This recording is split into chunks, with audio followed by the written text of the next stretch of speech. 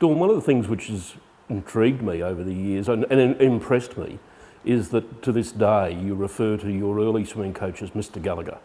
And indeed that reflects a huge amount of respect for the man. Well, that actually comes from my upbringing with my father and with my mum and dad, and you know, Pop, as I used to call him. He was a Scottish born and bred, and absolutely, you know, sort of grounded into the family that we always respected our elders, and even our neighbours that lived there for many years was always Mrs. Baker or Mrs. Lloyd. It wasn't never by their first name.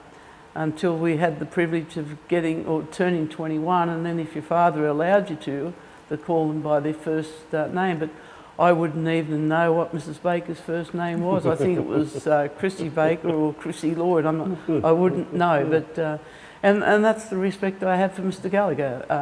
I knew him as Harry, but he either got Coach or Mr. Gallagher or Mr. G from me, and that was the respect I paid him, because he paid me the same respect back as far as my coach was concerned, and I guess that's why I stayed with him for so many years. You know, 15 years is a long time down the road, but you know, he was my second coach. My cousin taught me, you know, my style and stuff, but Mr. Gallagher sort of improved that, and that's just the respect that I had for him. In fact, that was a major time in your own career when he saw in you the skill and opportunity, and encouraged not just you but in fact your parents to allow you to go to Adelaide to train. Yeah, well, you know, he sort of had a swaying factor on my father, and you know, when he wanted me to go to South Australia to train and to live with him and his parents, it was a big decision for my dad to do, because you know, I was only 18 at the time, and